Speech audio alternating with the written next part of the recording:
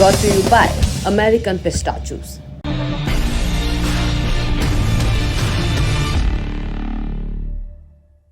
नमस्कार, सौरभ द्विवेदी नाम है हमारा और आप देखना शुरू कर चुके हैं लल्लन टॉप शो। भारत की नौसेना के 8 पूर्व अधिकारियों को फांसी की सजा सुनाई गई कतर में। आज के शो में हम इस पर बात करेंगे कि इन पर इल्ज़ाम क्या हैं, इनके साथ काम कर चुके दोस्तों ने, सहयोगियों ने और क्या जानकारी दी। ये जानने की कोशिश करेंगे कि इन अधिकारियों पर जो केस चल रहा है उसमें न्याय के प्राकृतिक सिद्धांत का पालन हुआ या नहीं। ये भी जानने की कोशिश करेंगे कि किस बिना पर क्या कहकर इन अधिकारियों को गिरफ्तार किया गया। इन अधिकारियों की कंपनी के मालिक की प्रोफाइल क्या है, कंपनी की प्रोफाइल क्या है, इनका जीवन गिरफ्तारी से पहले कैसा था, भारत सरकार ने इनको बचाने के लिए अब तक क्या कदम उठाए हैं, सब पर बात करेंगे। विदेश से जुड़ी इस देश की खबर से पहले रुक करते हैं देश के अंदर। असम से आई एक खबर का जिक्र करते हैं जिसके ऐलान के बाद यूनिफॉर्म सिविल कोड कीवर्ड एक बार फिर से चर्चा में आ गया है। मामला असम राज्य के सरकारी कर्मचारियों से जुड़ा है। हिमंता बिस्वा शर्मा की सरकार ने अपने कर्मचारियों को जीवन साथी के जीवित रहते किसी और से शादी करने पर रोक लगा दी है। अंग्रेजी में कहें तो पॉलीगैमी पर रोक लगा दी है और अगर कोई ऐसा करता है तो उस पर दंडात्मक कार्रवाई भी होगी। मुख्यमंत्री हिमंता का कहना है, असम सरकार के कर्मचारी सेवा नियम के दृष्टिकोण से दूसरी शादी करने के हकदार नहीं है। हालांकि अगर कोई धर्म आपको दूसरी शादी करने की इजाज़त देता है तो भी आचरण नियम के तहत आपको राज्य सरकार से इजाज़त लेनी होगी। इस आदेश के बाबत सर्कुलर 20 अक्टूबर को जारी हुआ था। अब ये आदेश तत्काल प्रभाव से लागू कर दिया गया। बताया गया कि ये दिशा निर्देश असम सिविल सेवा आचरण नियमावली 1965 के नियम 26 के प्रावधानों के अनुसार है। असम के मुख्यमंत्री का ये बयान सुनिए जो आदेश की बारीकियां समझा रहे हैं। We often get cases where after the death of the employee, both the wives fights for the pension. We find it very difficult to settle those disputes. Today also many widows are deprived of their pension because of conflicting claims. So this rule was there earlier. We did not enforce it. Now we have decided to enforce it. अब चलते हैं दिन की बड़ी खबर की तरफ। Captain Navtej Singh Gill retired, captain Saurabh Vashisht retired, captain Birendra Kumar Verma retired, commander Purnendu Tiwari retired, commander Sugunakar Pakala retired, commander Sanjeev Gupta retired और कमांडर अमित नागपाल रिटायर्ड। इसके अलावा सेलर रागेश और गोपा कुमार, ये भारत के 8 पूर्व नौसैनिकों के नाम हैं। उनसे जुड़ा एक भयावह आदेश 26 अक्टूबर की शाम को हमारे सामने आया। कतर की कोर्ट ऑफ फर्स्ट इंस्टेंस ने इन 8 लोगों को सजाए मौत सुनाई है। आरोप धाराओं और सजा के आधार पर कोई जानकारी नहीं दी। कहा तो सिर्फ इतना कि इन्हें फांसी दी जाएगी।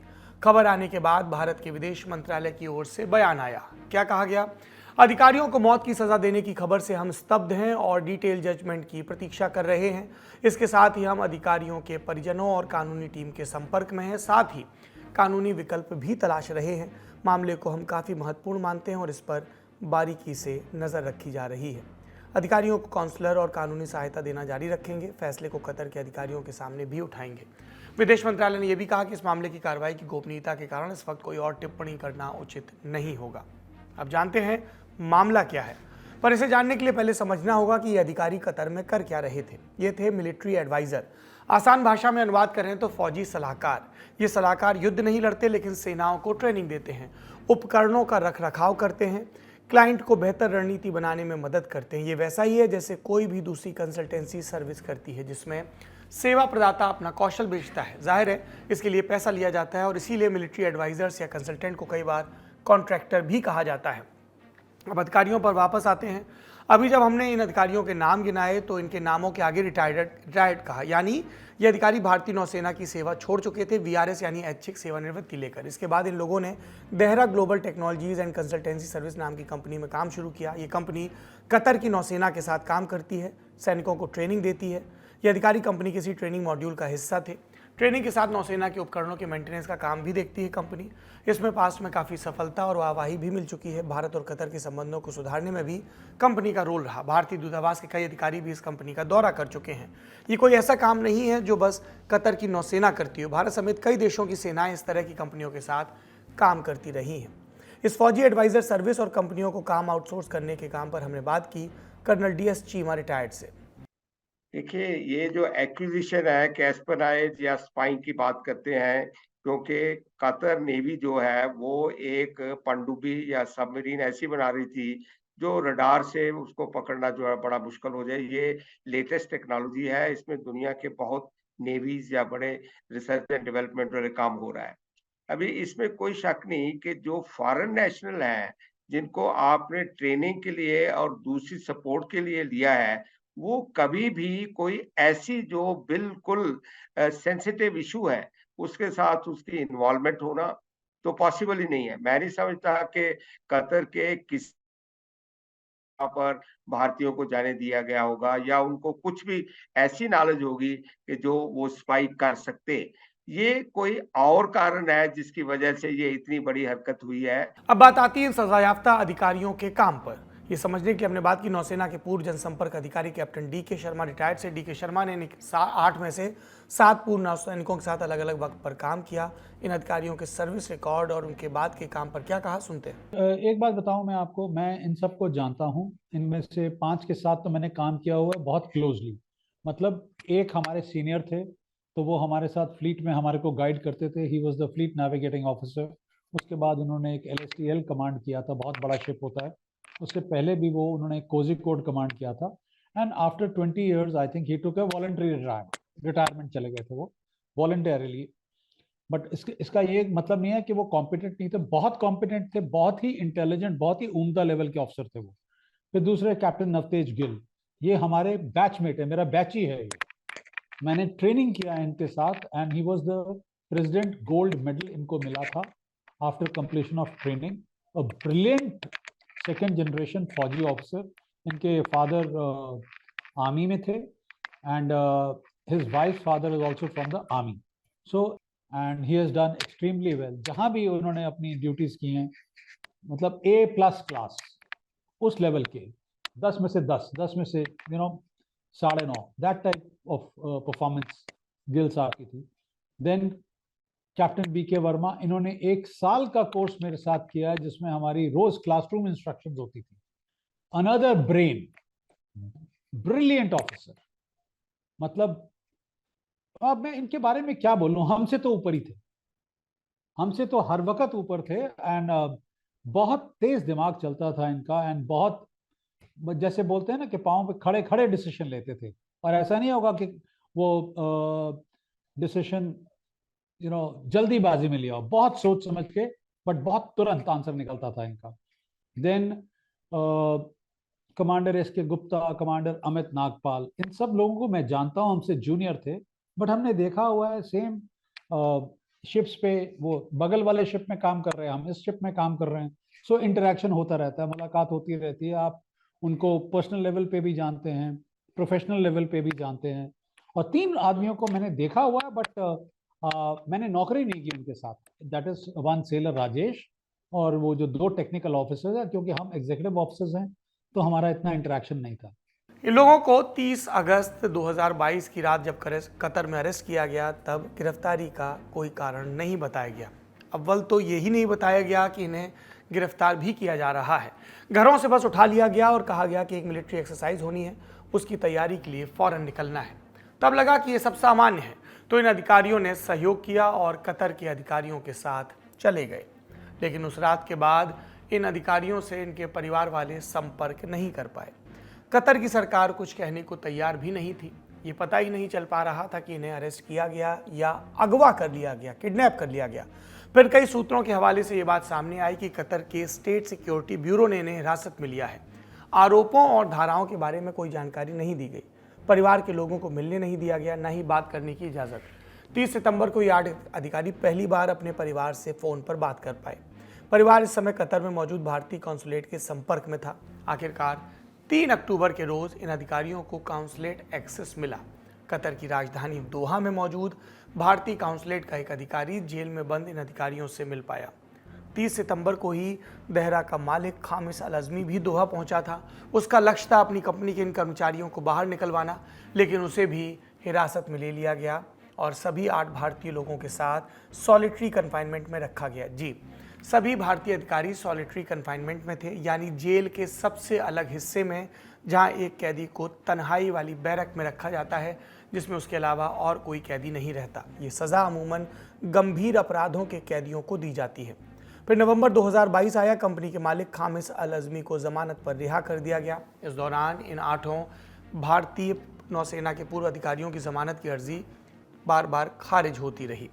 फिर मार्च 2023 में इन अधिकारियों की आखिरी जमानत याचिका भी खारिज कर दी गई और इसी महीने में इन पर आरोप तय कर दिए गए। क्या आरोप, वो अभी भी किसी को आधिकारिक रूप से नहीं पता। सुनवाई हो गई और अब मौत की सज़ा का ऐलान। अब तक आपने गौर किया होगा, सज़ा सुनवाई सब हो गई, लेकिन किसी को नहीं पता कि केस किन आरोपों के तहत चला। पर कुछ कहानियां चल रही हैं और एक शब्द सुनाई दे रहा है, स्पिनाज, यानी जासूसी। इल्ज़ाम है कि ये अधिकारी कतर से खुफिया सूचनाएं जुटाकर इजराइल को पहुंचाते थे।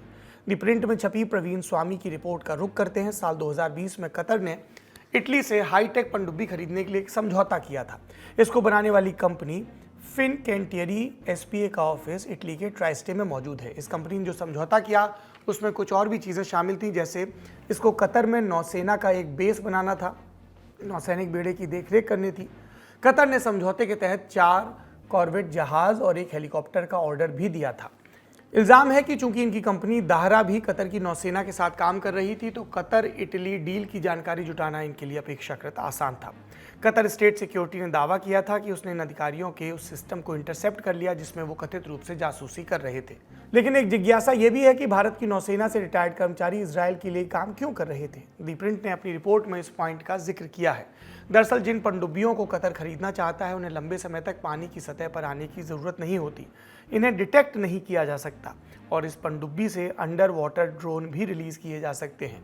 दूसरी ओर पाकिस्तान की नौसेना भी इटली की बनाई पनडुब्बी का इस्तेमाल करती है। चूंकि कतर और पाकिस्तान के संबंध अच्छे हैं, तो भारत को ये चिंता है कि अगर कतर को नई पनडुब्बियां मिल गईं तो पाकिस्तान इन पनडुब्बियों में लगी टेक्निक प्राप्त कर सकता है। यह तो हुई भारत की चिंता की बात। इसमें एक चिंता इजराइल की भी है।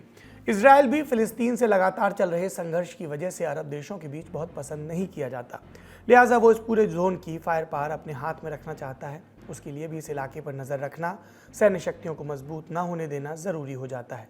पर यह सब कुछ अपुष्ट है, ये याद रखिए। खबरों की भाषा में कतर और भारत की सरकारों ने न तो कोई बयान जारी किया है और न ही आपस में कोई डॉजियर या सबूत साझा किए हैं जिनसे इन आरोपों की पुष्टि होती हो। इस पूरी थ्योरी को हमने एक्सपर्ट की मदद से समझने की कोशिश की। मैं नहीं समझता कि देखिए, हमारी एक बहुत ही डिसिप्लिन प्रोफेशनल फोर्स है इंडियन आर्म फोर्सेस। जैसे मैंने कहा कि नेवी, एयरफोर्स और आर्मी, हमारे जो ट्रेन सोल्जर हैं या ट्रेन हमारे ऑफिसर्स हैं, वो इस तरह की उनके पास लॉयल्टी और जितना लिमिटेड काम उनको दिया गया होगा, ट्रेनिंग का, डेवलपमेंट का और जो भी काम दिया होगा, वो उन्होंने अपनी जॉब रिस्पॉन्सिबिलिटी को पूरी ध्यानदारी से, पूरी ईमानदारी से उन्होंने किया होगा। और मुझे पता है कि कोई भी फॉरेन देश, फॉरेन नेशनल को खास करके अगर वो आर्म फोर्सेस से हों किसी दूसरे देश के, उनके साथ कोई किसी किस्म की सोफिस्टिकेटेड इंफॉर्मेशन, जो वो सबमरीन की बात करते हैं, सबमरीन डेवलपमेंट की, बड़ी दुनिया सबमरीन डेवलप कर रही है जो स्टेल्थ सबमरीन बोलते हैं, जिसको ढूंढना, फाइंड करना जो है रडार के लिए बहुत मुश्किल होता है। मैं नहीं समझता कि उन्होंने, कतर ने कोई ऐसी, उनके पास स्कोप था, भारतीय नेवी जो सोल्जर है उनके पास, कि वो किसी किस्म की स्पाइंग कर सकते। जरूर इसके पीछे कोई और चीज है, हो सकता है कारपोरेट राइवलरी हो सकता है कि इजराइल हमास वाला युद्ध जो है उसका कोई एंगल हो, पर जो इंफॉर्मेशन अवेलेबल है उसके ऊपर इससे ज्यादा और कुछ कहना मुश्किल है। हाँ, तो देखिए, पहले हमें ये समझना ज़रूरी है नीरज कि पब्लिक डोमेन में कितनी बातें हैं और जो पब्लिक डोमेन में नहीं है वो भी बातें हैं। अब ये जो गिरफ्तारियां हुई हैं कतर में, जो 8 नेवी के ऑफिसर्स थे जो 20 साल तक इंडियन नेवी में काम करते थे और इंस्ट्रक्टर्स भी थे उसमें से, पूरे नामों की लिस्ट जारी हुई है। इनको इनके ऊपर जो चार्जेस लगे हैं वो चार्जेस एस्पियोनाज के चार्जेस हैं। और ऐसा नहीं है कि इसके बारे में कोई, अगर आप मतलब अगर आप जो वो इंफॉर्मेशन के बारे में सोचें जो पब्लिक डोमेन में नहीं है, तो आपको पता चलेगा कि ये अब से नहीं चल रहा है, ये प्रॉब्लम बहुत दिन से चल रही थी, ये पिछले साल से ये प्रॉब्लम चल रही है। इनफैक्ट इनको शायद पहली बार अगस्त 2022 में गिरफ्तार किया गया। तो ऐसा नहीं है कि इसके बारे में कुछ पता नहीं था। शॉकिंग ये है कि ये जो वर्डिक्ट आया है, जिस तरह से उनको उठाया गया है, इनको अगर आप रिपोर्ट्स के अनुसार देखें तो जो रिपोर्ट्स हैं वो ये कि उनको रात में वो अपने घरों पे थे, आराम कर रहे थे और उनको वहां से निकाल लिया गया। तो डेड ऑफ द नाइट जो उनको लिया, ऐसे उठा लिया, और उसके बाद ये जो वर्डिक्ट आई है, जो डेथ पेनल्टी है, ये अपने आप में बहुत शॉकिंग चीज है भारत के लिए। क्योंकि देखिए, कतर की जब बात आती है तो कतर एक तरह से भारत का मैं कहूंगी कि मित्र देश है, मतलब मित्र देशों की श्रेणी में आता है। हालांकि इसके पहले भी कुछ पॉलिटिकल इश्यूज हुए हैं स्टेटमेंट्स को लेके, पर डिप्लोमेटिकली जब आप बात करते हैं तो डिप्लोमेटिकली एक हमारा उनसे अच्छा खासा नेचुरल गैस का उनसे ट्रेड होता है, और ये सारी चीजें हैं। तो आई थिंक इसमें जो अब सबसे इसमें जो अनकंफर्टेबल करने वाली बात है, वो अनकंफर्टेबल करने वाली बात ये है कि उनको किस तरह से उठाया गया। और इसके बाद ये भी समझिए कि जिस कंपनी में ये लोग काम करते थे, वो कंपनी बेसिकली एक जॉर्डन के एयरफोर्स इंस्ट्रक्टर की या एयरफोर्स के कार्यकर्ता की थी, जो एयरफोर्स में वहां पे काम करता था। पहले उनको भी गिरफ्तार किया गया था, लेकिन उसके बाद उनको छोड़ दिया गया। तो जॉर्डन या ओमान के थे, I am not very sure, पर जो मैंने पढ़ा था उसके अनुसार ये जॉर्डन या ओमान के थे। तो उनको छोड़ दिया गया जो हेड थे, लेकिन ये 8 हिंदुस्तानियों को बंधक बना लिया गया और उनको मतलब उनको बिल्कुल ऐसे डिटेन कर लिया गया है कि उनको बेल भी नहीं दी गई है। तो ये जो डिटेल्स हैं, भारत असल में इनसे आहत है कि बेल नहीं दी जा रही है, उनके पास कोई राइट्स नहीं है कि वो अपनी बात को कह सकें। और सबसे बड़ी बात यह है कि भारत का कहना है कि जो बैक चैनल्स जो होते हैं कॉन्वर्सेशन के, उनको आप उनसे क्यों नहीं बात कर रहे हैं ना। तो हमारा जो शौक है वो वहां से आ रहा है। इस पूरे केस में भारत और कतर के संबंधों पर भी चर्चा हो रही है। दोनों देशों के आपसी संबंध अच्छे हैं। उदाहरण देखिए, भारत जितना LNG यानी लिक्विफाइड नेचुरल गैस और LPG गैस दुनिया भर से मंगवाता है, उसका 40% हिस्सा कतर सप्लाई करता है। और कतर जितनी गैस दुनिया भर को भेजता है, उसका 15% भारत को भेजता है। यानी इंडिया का 40, कतर का 15 है। भारत से बड़ी संख्या में स्किल्ड और नॉन स्किल्ड लोग कतर में काम करने जाते हैं। किसी भी वक्त में कतर में भारतीय लोगों की संख्या लगभग 7 लाख के आसपास होती है। भारत ने कतर के साथ कूटनीतिक संबंध भी बनाए हैं। साल 2008 में तत्कालीन प्रधानमंत्री मनमोहन सिंह कतर की पहली यात्रा पर गए। प्रधानमंत्री नरेंद्र मोदी भी साल 2016 में कतर की यात्रा कर चुके हैं। विदेश मंत्री S जयशंकर भी 3 मौकों पर इस देश में जा चुके हैं। दोनों देशों के नौसैनिकों ने एक साथ सैन्य युद्धाभ्यास भी किया है। इन नौसेनाओं के जवान एक दूसरे के यहाँ समय समय पर विजिट भी करते रहते हैं। लेकिन दोनों देशों के बीच कुछ मौकों पर तनाव भी हुआ। जैसे साल 2022 में नूपुर शर्मा के विवाद के समय नूपुर ने इस्लाम विरोधी बयान दिया था कथित तौर पर, जिसके बाद कतर ने आपत्ति जताई और भाजपा ने तब नूपुर शर्मा की प्राथमिक सदस्यता खत्म कर दी। एक और मौका आया साल 2022 में, जब इस्लामिक प्रीचर और मोस्ट वांटेड अपराधी जाकिर नाइक कतर में आयोजित फीफा वर्ल्ड कप में देखा गया। भारत ने आपत्ति जताई तो कतर ने बयान दिया कि जाकिर को कोई इनविटेशन नहीं दिया गया था, उसने अपनी कैपेसिटी में आयोजन में शिरकत की। अब अक्टूबर 2023 में आया ये फांसी का फैसला भारत कतर संबंधों में एक नया अध्याय जोड़ रहा है। सवाल उठ रहे हैं कि कतर ने एक दिन में पूरी सीक्रेसी के साथ फांसी का फैसला क्यों सुनाया। सुनिए इस मामले पर एक्सपर्ट्स की राय। ये वो नेवल ऑफिसर्स हैं जो वहां पर एक कंसल्टेंसी के फर्म में काम करते थे। वो कंसल्टेंसी क्या करती थी? वो कंसल्टेंसी बेसिकली मिलिट्री कंसल्टेंसी करती थी। और जिस पर्टिकुलर केस की यहाँ पर बात हो रही है, वो कतर के सबमरीन्स को लेकर है। और कतर की जो ये सबमरीन्स हैं, जिनको मिजेट सबमरीन्स कहा जाता है, जो बेसिकली मिलिट्री सबमरीन्स होती हैं, जो जिनके पास स्टेल्थ कैपेबिलिटीज होती हैं, जो वहां के जो शैलो वाटर्स हैं पर्शियन गल्फ के, वहां के लिए बहुत ही मुफीद मानी जाती हैं। और ये जो सारी के सारी जो ये हो रहा है, ये इटालियन कंपनी के साथ हो रहा है। तो इटालियन कंपनी है जहां पर जो कतर के लिए ये स्टेल्थ सबमरीन्स बना रही है। और ये पूरा का पूरा जो प्रोग्राम है, ये बहुत ही ज्यादा हाईली सीक्रेटिव प्रोग्राम है। अगर आप इसके बारे में भी जानकारी लेने की कोशिश करेंगे तो आपको गूगल पे एक लिमिटेड जानकारी उपलब्ध होगी। आपको कहीं भी ऑफिशियल कंफर्मेशंस नहीं मिलेंगे कि यही मिलेगा कि 2017 2017 में $6 बिलियन का एक प्रोग्राम इटली ने शुरू किया जो नेवल एसेट्स के अपग्रेड के लिए था इसके। लेकिन इसके साथ साथ जिस कंपनी का बार बार वहां पे नाम आ रहा था, जो इटालियन कंपनी, वो Italian company basically stealth submarines बनाती है। तो ऐसे बहुत एक्सट्रापोलेट करके आपको ये इंफॉर्मेशन मिलेगी, क्योंकि आप ये भी समझिए कि जिस रीजन की बात हो रही है उस रीजन में सबमरीन्स अभी किसी भी जीसीसी कंट्री के पास नहीं है। ये सबमरीन्स का एक बहुत ही हाईली सीक्रेटिव प्रोजेक्ट है जिसके लिए इतनी सीक्रेसी है। तो जो आपको सीक्रेसी आज की डेट में लग रहा है कि इतने सीक्रेट तरीके से क्यों कर दिया, तो आपको उस नेचर को भी समझना जरूरी है कि आफ्टर ऑल वो जो प्रोजेक्ट है उसका नेचर क्या है। शायद मैं आपको अपनी बात समझा पा रही हूँ, तो इसको समझना बहुत जरूरी है। इस वक्त जो गल्फ कंट्रीज हैं उसमें ना सऊदी अरेबिया के पास सबमरीन है, ना दुबई, ना यूएई के पास सबमरीन है। गल्फ का जो रीजन है उसमें केवल ईरान के पास सबमरीन है और अब कतर के पास सबमरीन है, ठीक है। और अब इसराइल के पास है, बट इसराइल तो एक अलग एंगल है। तो इस तरह से जो ये एक सीक्रेटिव प्रोग्राम है, और इस सीक्रेटिव प्रोग्राम का अगर ये बहुत ज्यादा सरफेस पे आता है तो जो नेवल पावर बैलेंस है पूरे पर्शियन गल्फ का, वो अपने आप में पूरा डिस्टर्ब हो जाता है, राइट। कि कितनी सबमरीन्स हैं और क्यों मिजेट सबमरीन्स मिलिट्री सबमरीन्स होती हैं, ठीक है।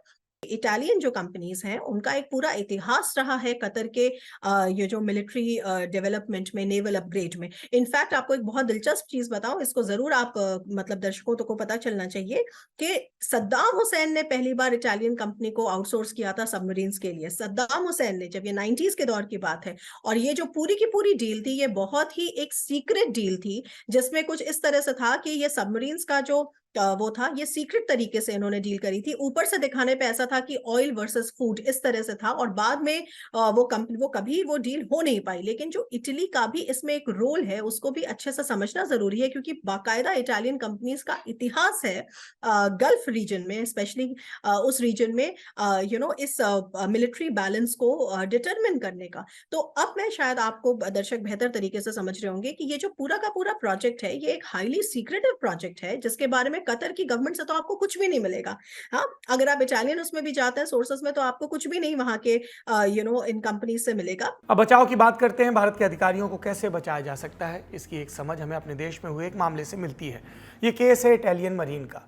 15 फरवरी 2022 को केरल के दो मछुआरे जेलेस्टाइन और अजीश पिंकू केरल के नीदाकारा हार्बर से मछली पकड़ने निकल लिए। वो सेंट एंटनी नाव से लक्षद्वीप की ओर गहरे समंदर में मछली पकड़ने गए। लौटते समय उनका सामना सिंगापुर से इजिप्ट जा रहे ऑयल टैंकर एनरिका लेक्सी से हुआ। ये इटली का जहाज था जिसमें 19 भारतीयों समेत 34 क्रू मेंबर सवार थे। जहाज पर तैनात इटली के दो मरीन सल्वाटोर गिरोन और मसी मिलियानो लटोर ने जेलेस्टाइन और अजीश की गोली मारकर हत्या कर दी। अपने बचाव में उन्होंने कहा उन्हें नाव में सवार लोगों के समुद्री लुटेरे होने का शक था और वो प्रोटोकॉल फॉलो कर रहे थे। कोस्ट गार्ड ने इन दोनों मरीन को फिर गिरफ्तार कर लिया। बाद में इटली और भारत के बीच एक राजनयिक किस्म का तनाव हुआ। इटली भारत से केस खत्म करने की मांग करता, भारत मना कर देता। इस रस्साकशी के बीच आखिरकार 2013 में भारत ने इटली के इन मरीन सैनिकों को अपने देश जाने दिया और उसके बाद वो किसी भी पेशी में वापस नहीं आए। मामला आखिर में नीदरलैंड में मौजूद परमानेंट कोर्ट ऑफ आर्बिट्रेशन यानी पीसीए में चला गया। 21 मई 2020 को पीसीए ने आदेश दिया कि इतालवी मरीन्स पर भारत में कोई आपराधिक मुकदमा नहीं चलेगा और उन पर कानूनी कार्रवाई इटली में होगी। इसके साथ ही इटली सरकार ने मारे गए मछुआरों के परिवारों को 10-10 करोड़ रुपए का मुआवजा देने की पेशकश की। भारत सरकार ने फैसला और मुआवजा स्वीकार कर लिया। जब ये मामला सुलझा तो इसे भारत की ग्लोबल स्टैंडिंग के लेंस से देखा गया। भारत अपने नागरिकों, अपने कानून के साथ विश्व भर में किस मजबूती के साथ खड़ा है उस निगाह से भी देखा गया।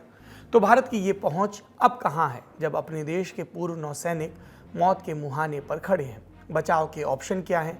क्या भारत का कतर के ऊपर कोई लेवरेज है, कोई बढ़त जिसका इस्तेमाल करके 8 परिवारों को खुशियां लौटाई जा सकती हैं? भारत के पास देखिए इस केस में भारत के पास बेसिकली 2 या 3 ऑप्शन है। पहला ऑप्शन ये है कि भारत जो ये वर्डिक्ट आया है इसको कतर के रूल्स के अनुसार ही चैलेंज करे, ठीक है। और तब अगर हमें लगता है कि हम इस पे नहीं वो डेवलपमेंट हमें मिल रहा है जो कि हम चाहते हैं, तो हम इसको इंटरनेशनल कोर्ट ऑफ जस्टिस पे लेके जा सकते हैं। लेकिन अगर आप मेरी रीडिंग मानेंगे और जो मेरे जैसे और बहुत सारे कॉमेंटेटर्स की रीडिंग है, वो ये होगी कि इसमें सबसे ज्यादा कारगर होगा जो डिप्लोमेटिक चैनल चैनल है, क्योंकि डिप्लोमेटिक चैनल के थ्रू हम इन बातों को कर सकते हैं, हम एक कम्युनिटी ऑफ स्टेट्स में बात कर सकते हैं, हम और अलग वहां पे जो रेलेवेंट प्लेयर्स हैं उनके साथ बात कर सकते हैं, हम चाहे तो इटालियंस को भी ऑन बोर्ड ला सकते हैं, ताकि इस नेचर को, जो इतना सीक्रेटिव नेचर है, और इसके टेक्निकलिटीज को समझ सकते हैं। लेकिन जितना कारगर इस समय एक डिप्लोमेटिक चैनल होगा उनकी जिंदगी को बचाने के लिए, उतना कारगर और कोई चैनल नहीं होगा। और इसके लिए हमको लीगल चीजों का सहारा एक सेकेंडरी वे में लेते रहना है, कि जैसे उनको कम से कम बेल मिल सके, या कम से कम उनके परिवार के संदेश उन तक पहुंचाए जा सके, या कम से कम उनको एक राइट दिया जाए। लेकिन अल्टीमेटली जो डिप्लोमेटिक चैनल होता है, जो बैकडोर ये चैनल्स होते हैं, बैक चैनल्स जिनको कहते हैं, उसमें मैंने जैसे कहा कि ये डेमोक्रेटिक सेटअप्स नहीं है, यहाँ पे रूल ऑफ लॉ इतना या इंस्टीट्यूशंस इतने इंपॉर्टेंट नहीं है, शरिया का इंटरप्रिटेशन ही है, और एमीर जो है वो चाहे तो इसको रिवर्ट कर सकता है। तो कहने का मतलब है कि इस समय फोकस रूप में अगर आप मुझसे पूछें तो डिप्लोमेटिक चैनल से बेहतर और कोई सोल्यूशन इस समय मेरे हिसाब से नहीं है। लेकिन फिर भी मुझे लगता है कि हमें एक जो ऑफिशियल इंफॉर्मेशन है उसका वेट करना चाहिए, क्योंकि तब तक हम केवल स्पेक्यूलेट ही करते रहेंगे। फांसी की खबर सामने आने के बाद राजनीति भी शुरू हो गई। कांग्रेस नेता और लोकसभा सांसद मनीष तिवारी ने यह मुद्दा 7 दिसंबर 2022 को लोकसभा में उठाया था। सुनिए तब उन्होंने क्या कहा था। ये बहुत ही गंभीर मामला है। हमने 4 दिसंबर 2002 को नेवी डे मनाया है, और ऐसी परिस्थिति में एक पड़ोसी देश में हमारे 8 सेवानिवृत्त नौसेना के अधिकारी अगर 120 दिन से ज़्यादा सॉलिटरी कन्फाइनमेंट में हों, और ना उनको बताया गया, ना उनके परिवारों को बताया गया, और शायद भारतीय दूतावास को भी नहीं बताया गया कि उनके खिलाफ क्या आरोप है, ये बहुत ही एक दुर्भाग्यपूर्ण बात है। मैं आपके माध्यम से सरकार से अनुरोध करना चाहता हूं कि कतर की सरकार के साथ इस मामले को तुरंत उठाया जाए, और ये जो 8 लोग हैं इनको रिहा कराकर हिंदुस्तान वापस लाया जाए। लोकसभा में बयान से तर मनीष तिवारी ने सोशल मीडिया साइट एक्स पर भी लिखा कि अधिकारियों के परिवारों को कभी जानकारी नहीं दी गई कि आरोप क्या है। बचाव के लिए नियुक्त किए गए वकील ने परिवार वालों के साथ टालमटोल की, ये दुर्भाग्यपूर्ण है। फिर उन्होंने इल्जाम लगाया कि विदेश मंत्रालय और विदेश मंत्री एस जयशंकर ने अधिकारियों के परिवारों के सदस्यों और एक्स सर्विसमैन लीग और संसद के सदस्यों की बात को गंभीरता से नहीं लिया। इसके बाद मनीष तिवारी ने एस जयशंकर की चिट्ठी भी एक्स पर पोस्ट की। चिट्ठी का लबुलुआब क्या था कि भारत सरकार हर मुमकिन प्रयास कर रही है। साल 2023 में जब मौत की सज़ा का ये फरमान आया, तब भी सरकार ने हर मुमकिन प्रयास करने वाली बात को दोहराया। हम उम्मीद करते हैं सरकार अपने हर प्रयास में सफल हो और देश के काबिल अधिकारी सकुशल और स्वस्थ घर लौट आएं। खबरों का सिलसिला यहीं तक। अब आखिरी में उम्मीद की बात, और इसमें आज बात शीतल देवी की। उम्र 16 साल, दोनों हाथों से विकलांग। उन्होंने चीन में आयोजित एशियन पैरा गेम्स में 3 मेडल जीते, मिक्स डबल और सिंगल्स में गोल्ड मेडल, जबकि विमेंस डबल्स में सिल्वर मेडल। वो जम्मू कश्मीर के किश्तवाड़ की रहने वाली हैं। आर्चर शीतल देवी का जन्म फोकोमेलिया के साथ हुआ। ये एक गंभीर बीमारी है, इसमें अंग अविकसित होते हैं। इंडियन एक्सप्रेस की रिपोर्ट के मुताबिक शीतल देवी शुरू में धनुष उठा भी नहीं पाती थी। 2 साल पहले ट्रेनिंग शुरू की और अब नतीजा सबके सामने है। बाधाएं अलग अलग शक्लों में आती रहेंगी, पर हमें इनसे पार पाना है। यही जीवन है। अपना और अपनों का ख्याल रखिए। शुभ रात्रि।